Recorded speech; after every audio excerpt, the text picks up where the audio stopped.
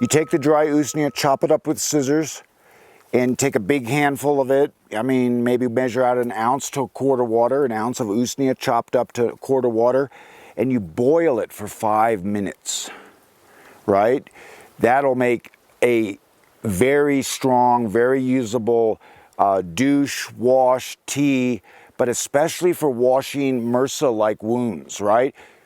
The way to get really strong, it's semi-water soluble with just like a general approach as a tea making, but if you boil it for 5 minutes, then you break all the usneic acid out and all the constituents come out.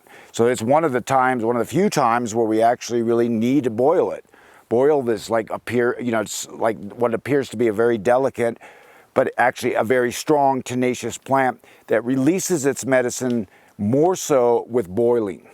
Now you've got the tea, right? You can douche with it, you can do sitz baths with it.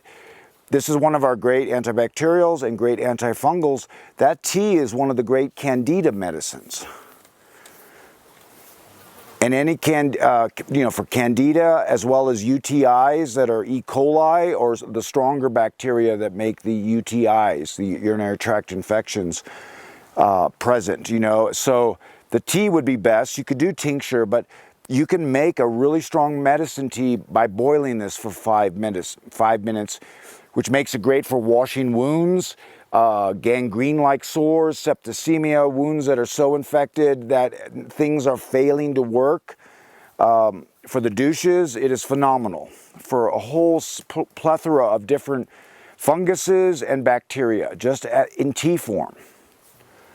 Keeping in mind, think about it, all they did on the front lines of World War I was they didn't prepare this in any way. They just shoved it into wounds to create one of the, gauze-like, hemostatic, suck up the blood, stop the bleeding effect, but also to create one of the most antibacterial, and this is pre-antibiotics, right, World War I, and we're able to truly keep the infections from going into these gnarly open wounds from warfare, ragged open wounds. For the full video and for more plant teachings, visit Wild Medicine School at the link below.